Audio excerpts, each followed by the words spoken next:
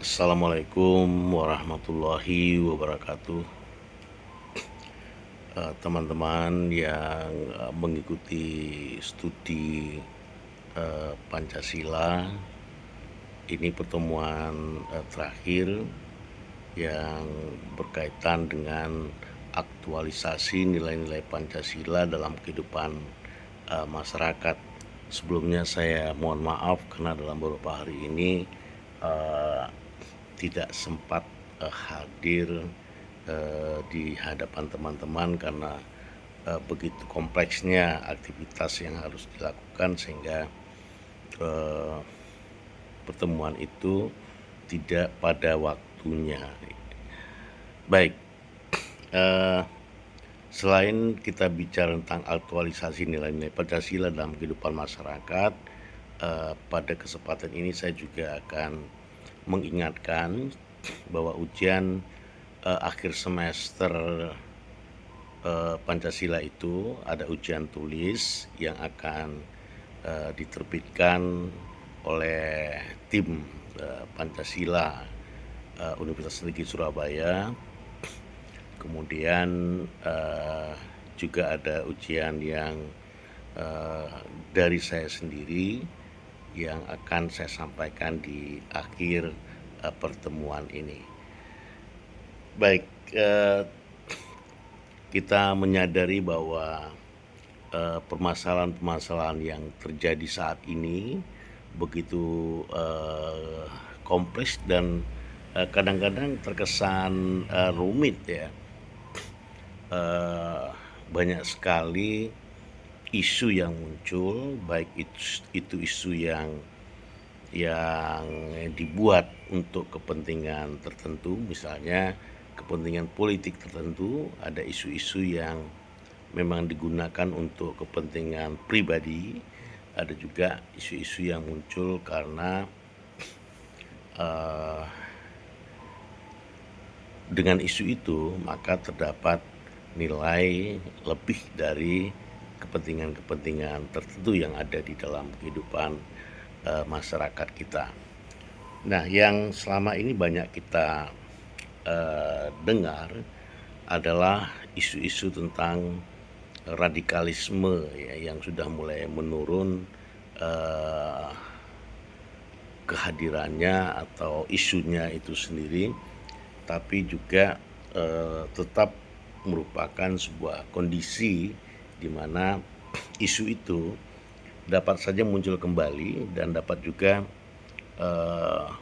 menjadi tolok ukur dari bagaimana isu itu bisa tumbuh sebagai sebuah kepentingan-kepentingan politik juga. Meskipun kita menyadari bahwa isu itu memang harus kita lawan dalam konteks bahwa seseorang dengan kepercayaan tertentu melakukan tindakan-tindakan kriminal, tindakan-tindakan kejahatan dengan kepercayaan tertentu kemudian dapat menghancurkan atau membuat orang lain teraniaya. Nah, itu radikalisme yang dimunculkan karena ada kepercayaan tertentu yang mengharuskan seseorang mengorbankan dirinya untuk kepercayaan yang dia miliki.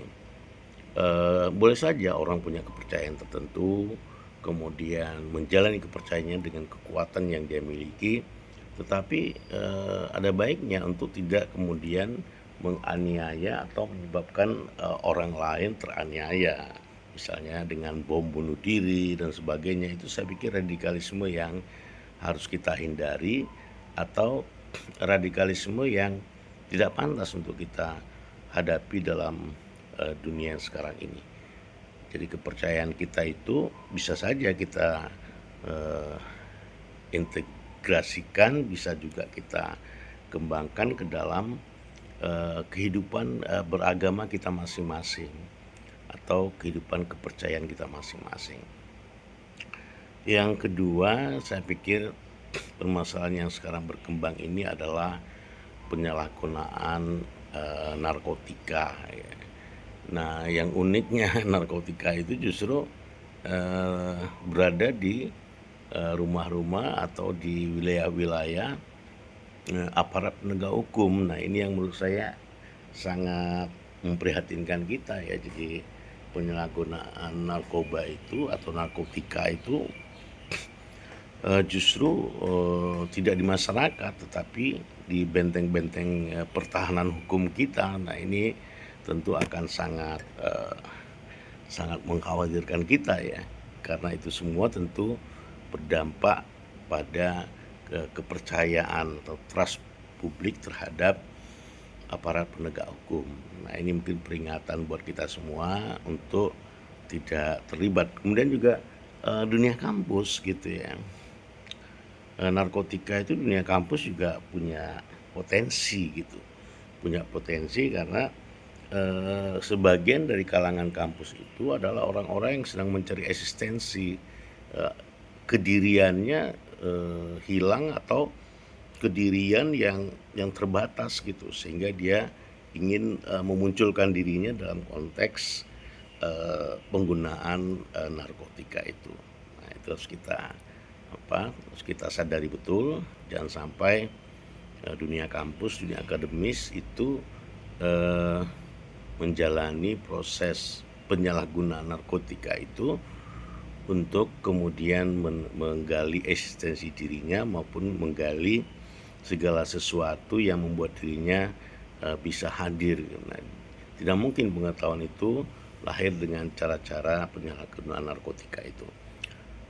Kemudian yang ketiga ya, mungkin kita bisa baca sebagai permasalahan dari bagaimana pengaktualisasian diri di dalam masyarakat itu juga ada menurunnya nilai-nilai kemanusiaan ya, baik itu kejujuran, kebaik-hatian ya, atau tergantikan dengan adanya kesombongan, ketidakpedulian, ke upaya untuk menjatuhkan orang lain dan sebagainya dan sebagainya.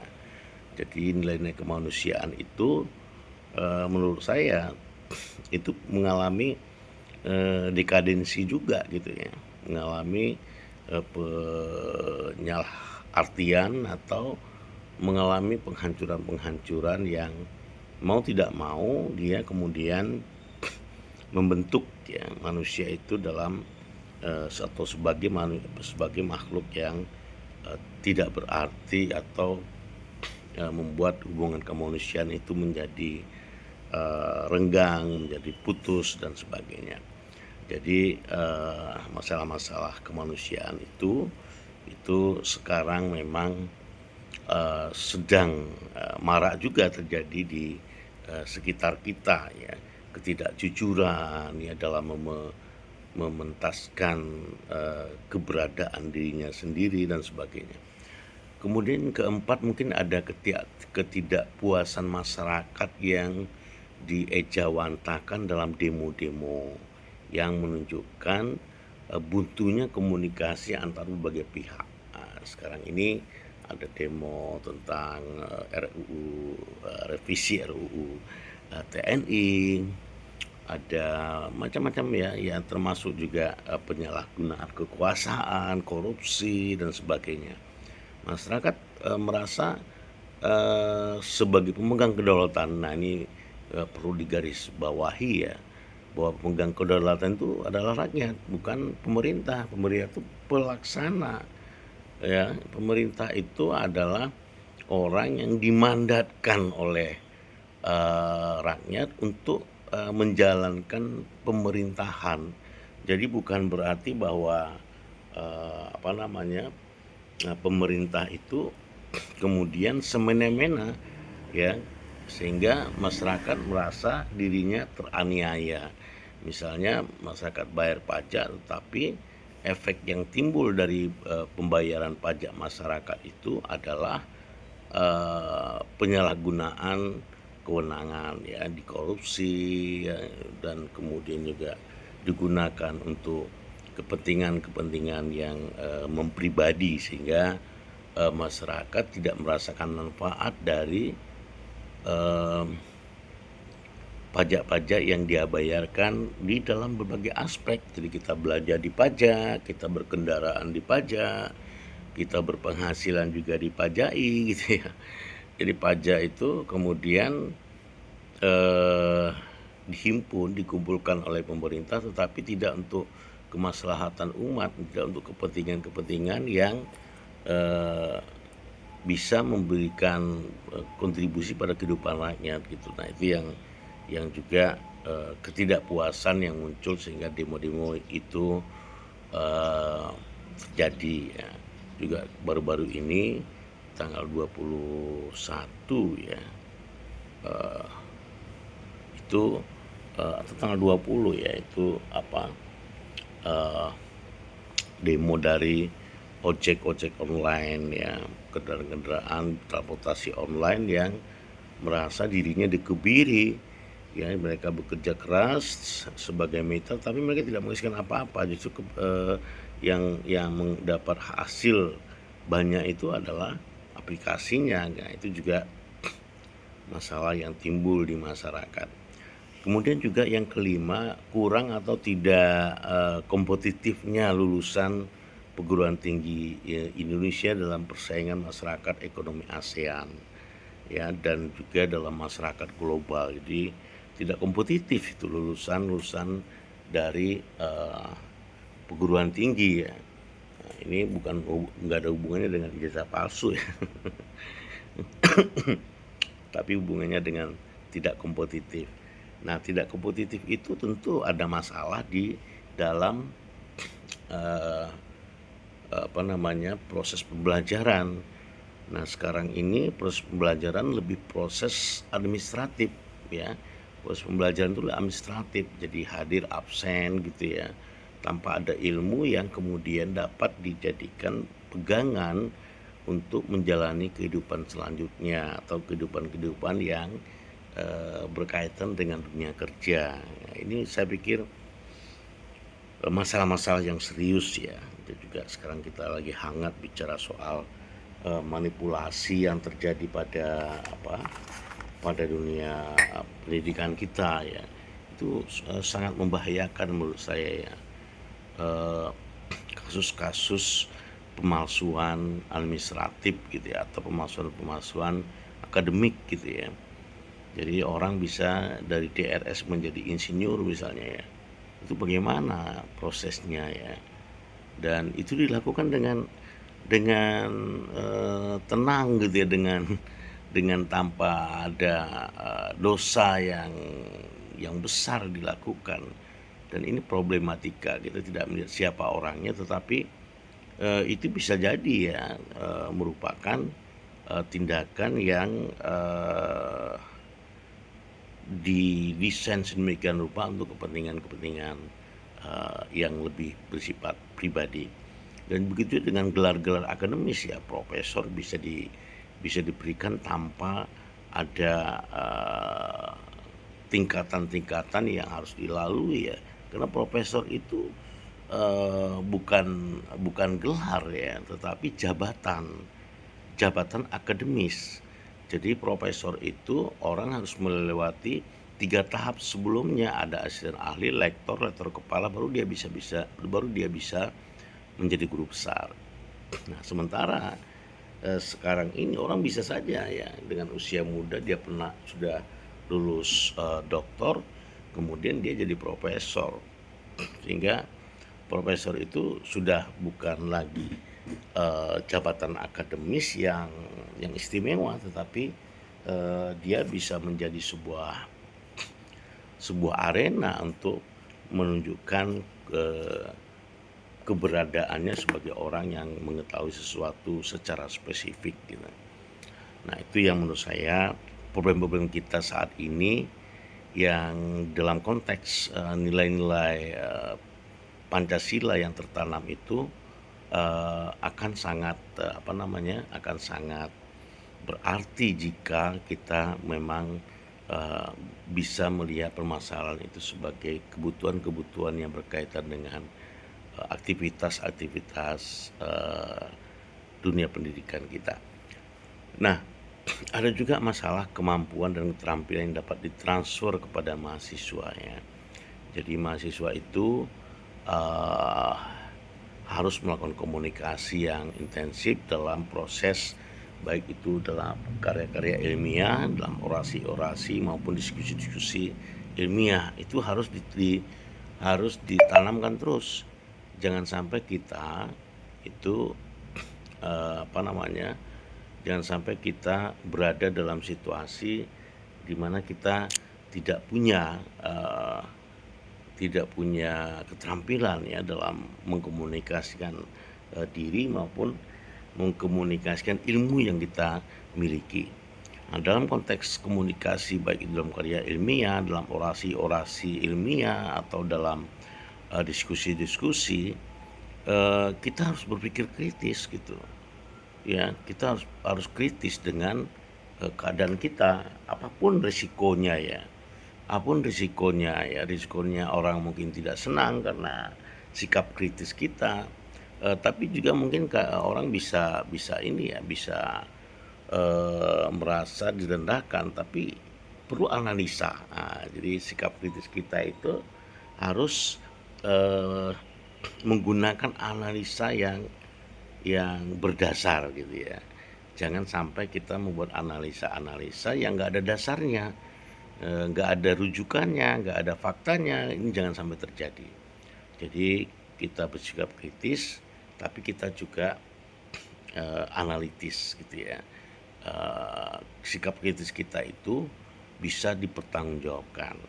Nah, kemudian di sini perlu ada konfidensi gitu, self confident. Jadi kita perlu percaya diri dengan apa yang kita miliki, yang kita dalami, yang kita jadikan pegangan dalam kita memahami sesuatu, memahami keadaan masyarakat misalnya. Dan kemudian kita juga harus mampu menyerap ya dan memakai nilai-nilai kultural yang universal. Ya, ada unsur etikanya, kejujurannya, integritasnya, ada otonominya, independensinya, kebaik-hatiannya dan sebagainya. Jadi semua itu adalah bentuk-bentuk dari kita punya kemampuan gitu ya, dan keterampilan yang dapat ditransfer dalam kehidupan sehari-hari kita. Nah, dalam implementasi nilai-nilai Pancasila dalam ranah akademik ya, karena kita seakademisi, kita perlu adanya pembelajaran berbasis pemecahan masalah ya. Jadi jika kita melihat sesuatu di hadapan kita, ketidakjujuran atau pemalsuan, maka kita harus mencari pemecahan masalahnya bagaimana nih, atau dari mana asal usul konteks-konteks tertentu dalam pemalsuan itu ya. Nah, kita juga membuat pembelajaran yang didasarkan pada eksplorasi sains yang ada di masyarakat atau sains masyarakat atau ilmu-ilmu sosial gitu ya. Disitulah kita akan bisa mengimplementasikan nilai-nilai Pancasila itu dalam ranah akademik. Nah, juga perlu ada pembelajaran pemaknaan ya, atau pembelajaran bermakna. Oke, sambil ngopi ya. Ya kalau dengan platform YouTube ini kan ngomong sendiri ya, tidak ada interaksi. Ya lumayan kering juga tenggorokan ya. Oke, kemudian pembelajaran yang berbasis pemecahan masalah ya. Di sini kita harus bisa memberikan fasilitas, para dosen itu memberikan fasilitas ya untuk bagaimana teman-teman ini merancang aktivitas yang akan dilakukan dengan menjawab masalah atau pertanyaan. Nah, ujian akhir semester kita nanti itu juga akan berangkat dari pembelajaran berbasis pemecahan masalah. Jadi nanti ada beberapa masalah dari isu-isu yang sekarang berkembang. Nah, nanti kita akan mencoba mencari pemecahannya. Di sini teman-teman juga harus mencoba merumuskan beberapa alternatif cara. Jadi dalam pemecahan masalah itu jangan hanya dari satu satu metode pemecahan sebaiknya dari berbagai metode, sehingga kemudian ada pembimbingan yang dilakukan.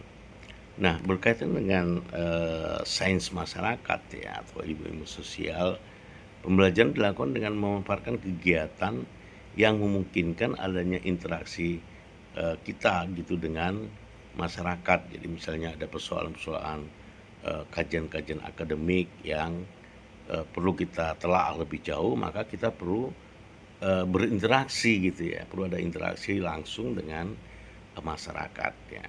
Kemudian ada tahapan-tahapan ya di dalam pengajaran ini, dimulai dari menugasi ya. Jadi kita mau menanamkan diri kita untuk penugasan-penugasan, kemudian kita lanjutkan dengan observasi, kemudian kita memiliki temuan-temuan yang kita transformasikan ke sains-sains ilmiah. Jadi apa yang kita lihat di masyarakat, kita kaji dalam sains yang ada.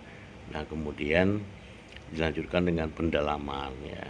Itu penting untuk kita bisa menemukan sains di masyarakat itu punya punya mana penting ya. Dan di sini juga ada pembelajaran pemaknaan ya, di mana kita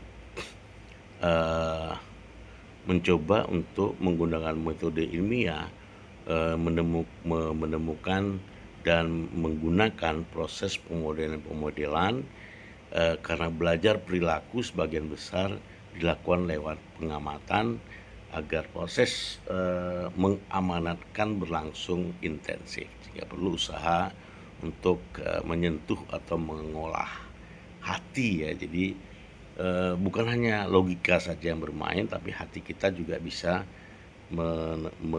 memberikan kontribusi pada bagaimana pemaknaan hidup itu bisa membuat kita mengolah apa yang kita miliki dalam hati kita. Dan juga dalam inovasi ini, proses pemodelan dilakukan dengan berbagai strategi dan media untuk mempengaruhi perasaan kita dalam membentuk kepribadian yang baik pada kita memandang keadaan bangsa dan negara ini. Jadi di sini sebenarnya kita mencoba untuk menemukan ya bagaimana positioning dari kita sendiri, atau bagaimana kita memposisikan diri kita dalam masyarakat itu sendiri. Oke. Wah, ini pagi-pagi begini ada ininya juga ya.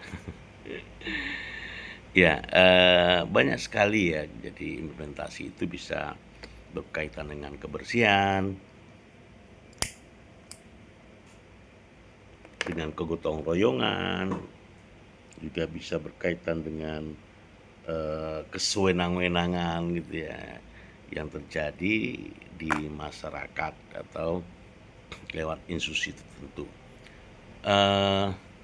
Begitu juga dengan bagaimana kita membentuk gitu ya, membentuk kepribadian kita agar kita tidak terlena gitu ya, atau tidak mudah dipengaruhi oleh unsur-unsur di luar kampus yang membuat kita kehilangan arah atau kehilangan jati diri. Dan kita harus menunjukkan sikap kita gitu ya. Jadi jangan sampai ketika berhadapan dengan masyarakat kita tidak punya sikap. Apa yang dimaksud dengan sikap yang kita miliki adalah kita punya rujukan-rujukan konkret untuk bagaimana bisa masalah di masyarakat itu terselesaikan. Jadi misalnya masyarakat menghadapi situasi yang berkaitan dengan berkaitan bagaimana kita menghadapi masyarakat yang berkaitan dengan kegotong royongan misalnya. Jadi aktivitas sosial, kerja bakti misalnya ya di masyarakat itu tentu tidak semua mudah untuk menjalaninya. Jadi ada yang melihat kerja bakti itu hanya sekedar basa-basi gitu ya, atau hanya sekedar untuk kepentingan-kepentingan sesaat gitu. Padahal di situ kita akan eh, dengan kebersihan itu sebenarnya kita akan berhadapan dengan kenyamanan ya, kenyamanan visual. Jadi kalau kita lihat lingkungan sekitar kita bersih, tentu kita akan bisa menikmatinya gitu ya, menikmati lingkungan kita. Nah, itu bisa salah satu ya. Jadi bagaimana implementasi di masyarakat itu penting untuk kita jaga sehingga kita bisa berbuat yang terbaik. Wahing ya. Nggak tahu kalau ada wahing segala ya. Baik teman-teman semua. Eh, dalam kita membaca ya, atau mengimplementasikan nilai-nilai Pancasila itu dalam masyarakat, kita harus bisa mendata dulu ya, mendata dulu masalah-masalah di masyarakat, atau mendata kebutuhan-kebutuhan yang ada di masyarakat. Misalnya masyarakat butuh kebersihan, maka masyarakat butuh keamanan, apakah masyarakat itu butuh ketentraman, apakah masyarakat itu membutuhkan kejujuran ya, keterbukaan, keinginan untuk bagaimana kehidupan kita ini bisa diterima dan dijalankan sebaik-baiknya. Karena di dalam masyarakat itu juga banyak versi-versi atau tahapan-tahapan yang harus dilalui gitu. Nah, masyarakat tentu akan banyak merasakan sendiri ya dampak-dampak yang ditimbulkan oleh aktivitas-aktivitas di antara masyarakat itu sendiri. Jadi di dalam masyarakat itu banyak komponen-komponen yang sering mengalami pertentangan juga gitu. Jadi misalnya ada masyarakat yang suka menanam pohon gitu ya, kemudian dia menanam pohon berada di luar batas jalan misalnya, itu juga terjadi ya, terjadi paling tidak di lingkungan saya sendiri ya. Jadi kita kita berada di jalan raya tapi pohon-pohon atau tanaman-tanaman yang dibuat itu justru tanaman yang berada di badan jalan gitu. Nah, kalau nanti terkena ataupun potnya rusak, tersenggol oleh kendaraan, marah gitu.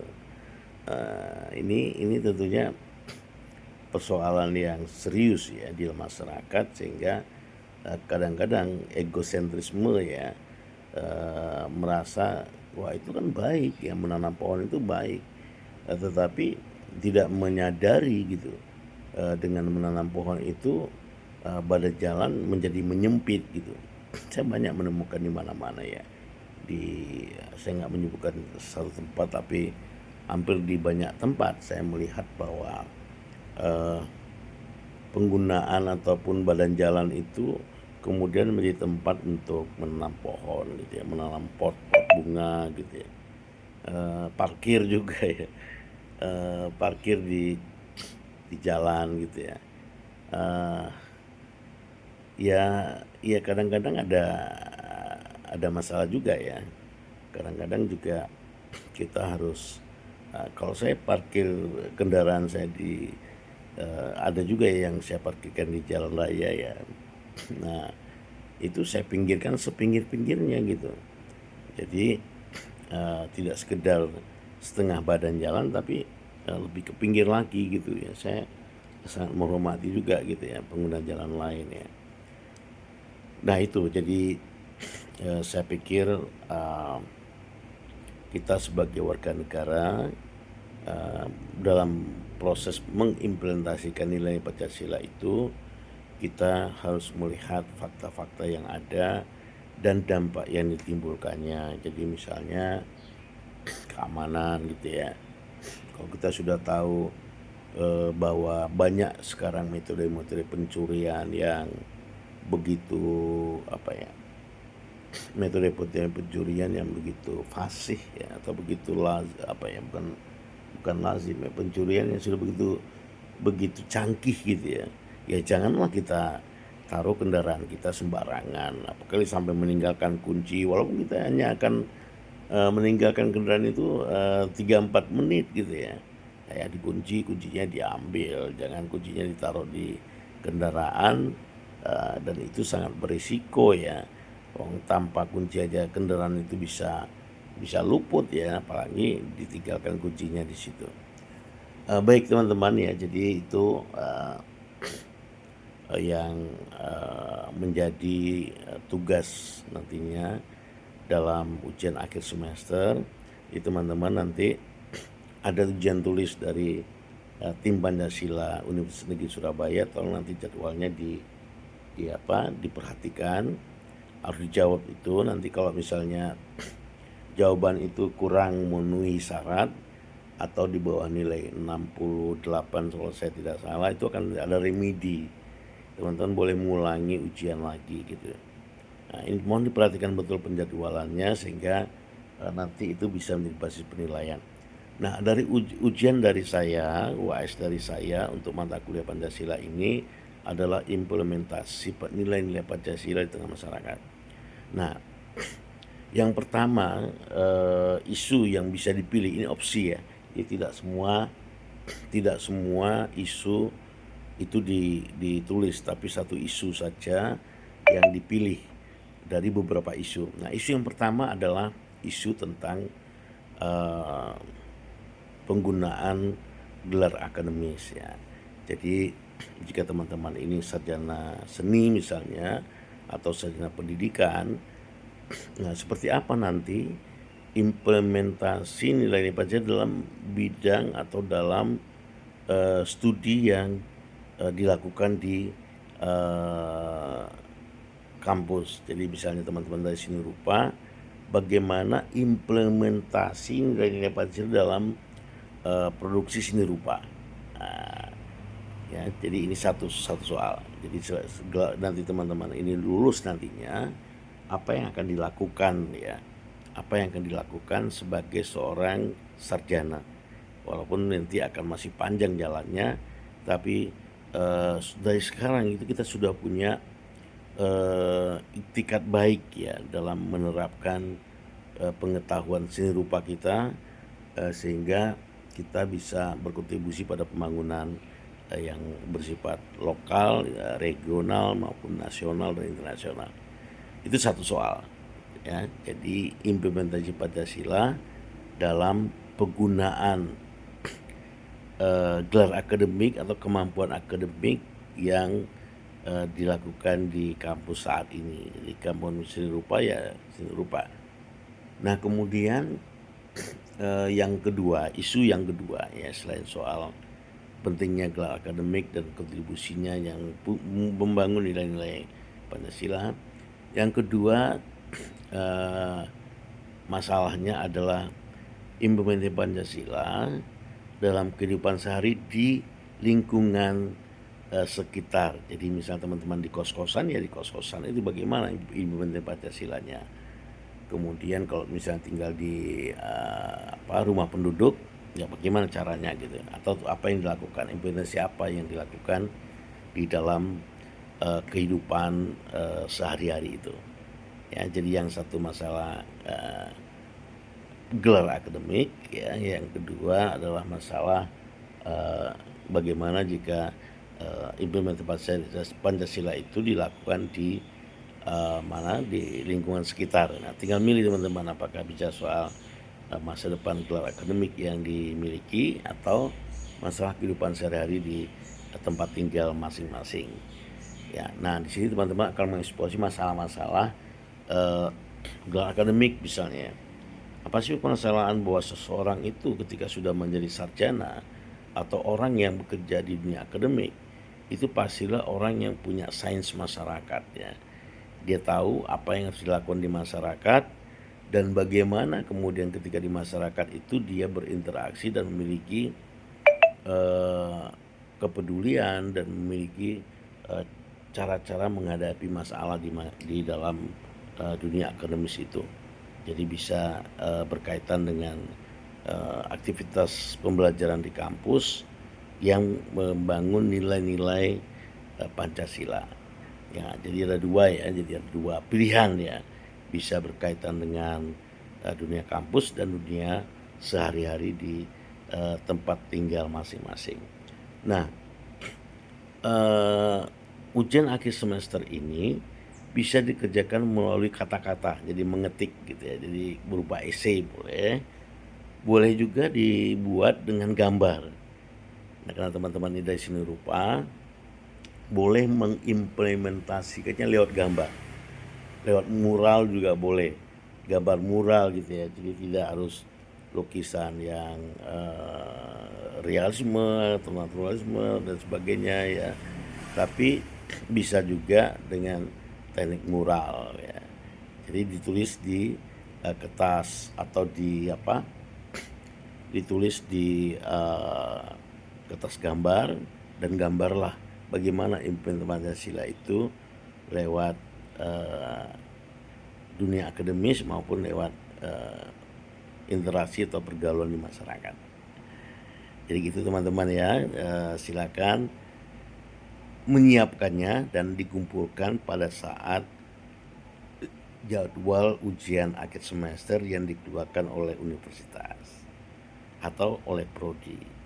Nah, demikian dari saya soal materi kita tentang implementasi Pancasila dalam kehidupan sehari-hari dan tugas ujian akhir semester kita ya, ujian tulis teman-teman jangan lupa, dan ujian tugas yang saya berikan ini nanti berkaitan langsung dengan disiplin ilmu dari teman-teman masing-masing ya. Jadi silakan kumpulkan tugas itu, bisa lewat email, bisa dikumpulkan lewat Google Drive, dan kemudian paling lambat saya sudah bisa menerimanya pada saat ujian akhir semester yang terjadwal di prodinya masing-masing atau universitas ya. Begitu teman-teman. Terima kasih sudah batuk ya pagi-pagi ya. Bagi teman-teman selamat mengerjakan tugasnya. Saya tunggu sesuai waktunya ya. Kalau ada pertanyaan bisa lewat grup dan bisa disampaikan ke saya. Terima kasih, saya akhiri, mohon maaf kalau ada salah. Saya akhiri dengan wassalamualaikum warahmatullahi wabarakatuh. Salam sehat dan bahagia buat teman-teman semua.